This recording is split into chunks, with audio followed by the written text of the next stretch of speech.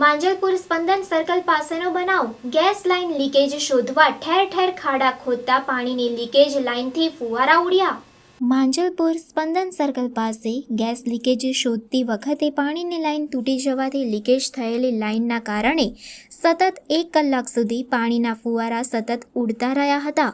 ઉલ્લેખનીય છે કે 2 દિવસ અગાઉ ગેસ લાઇન લીકેજને કારણે લાગેલી ભીષણ આગમાં 4 દુકાનો બળીને ખાખ થઈ ગઈ હતી। માંજલપુર ખાતે આવેલી અમર જ્યોત શોપિંગ સેન્ટર નજીક વડોદરા મહાનગરપાલિકાની રોડ રસ્તાની ચાલતી કામગીરી દરમિયાન અમર જ્યોત શોપિંગ સેન્ટરની પીવાના પાણીની મેઇન લાઇન તાજેતરમાં પાલિકા દ્વારા કામગીરી વખતે યેનકેન પ્રકારે તૂટી ગઈ છે। સ્થાનિક રહીશોએ આ અંગે ભારે વિરોધ કરીને પાણીની પાઇપલાઇનનું લીકેજ રિપેર કરવા અથવા તો નવી લાઇન નાખવા બાબતે વારંવાર રજૂઆત કરી હતી। આમ છતાં પણ હજુ સુધી તેનો કોઈ નિકાલ આવ્યો નથી।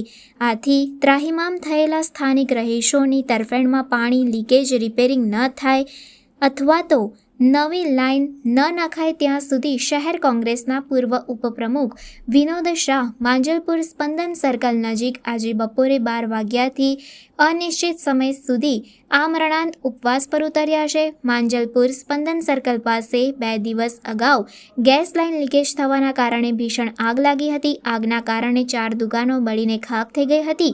આગના બનાવ બાદ ગેસ કંપનીમાંથી ગેસ લીકેજ શોધી રિપેર કરવા માટે બીજા દિવસે ટીમ આવી હતી, પરંતુ તેમની પાસે કોઈ યોગ્ય માહિતી ન હોવાથી 6 થી 7 જગ્યાએ ગેસ લીકેજ શોધવા ખાડા કરી નાખ્યા હતા। પરિણામે એક જગ્યાએથી પાણીની લાઇન તૂટી ગઈ હતી। પરિણામે નિયત સમયે પાણી આવતા લીકેજની જગ્યાએથી ઊંચે સુધી પાણીના ફુવારા ઉડવા માંડ્યા હતા। આ ફુવારા એકાદ કલાક જેવા ઉડતા રહેવાથી વિસ્તારમાં ઠેર ઠેર પાણી ભરાઈ ગયું હતું અને આસપાસની દુકાનોવાળાને પીવાના પાણીની ભારે તકલીફોનો સામનો કરવો પડ્યો હતો, પરંતુ પાલિકાની ટીમ બપોર સુધી પાણીની લાઇન રિપેરિંગ કરવા માટે આવી ન હતી। આ સ્પંદન 4 રસ્તા સ્પંદન સર્કલ છે અને અહીંયા 2 દિવસ પહેલા અહીંયા ભયંકર આગ લાગેલી, ચાર દુકાનો બળીને ખાખ થઈ ગઈ। અહીંયા દુકાનોવાળાને કરોડોનું નુકસાન થયું છે।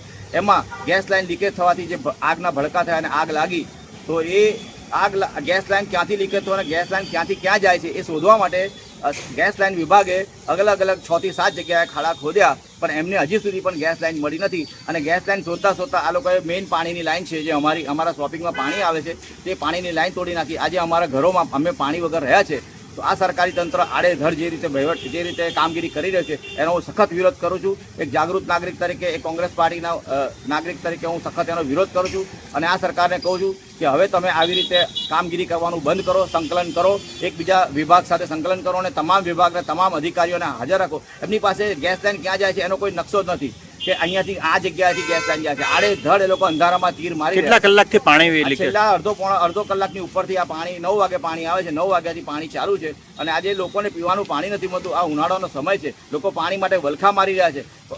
ખંડેરાવ માર્કેટમાં મોરચા આવી રહ્યા છે અને અહીંયા આગળ પાણીનો વેડફાટ થઈ રહ્યો છે। કેટલા લોકો ઇફેક્ટેડ હશે પાણી વગર અત્યારે? પાણી વગર લગભગ 6 થી 7 દુકાનોવાળાને પાણી નથી મળ્યું। બરાબર, અમારી 10 દુકાન છે, 6 થી 7 દુકાનોવાળા કે લગભગ એમને બધાને પાણી નથી મળ્યું।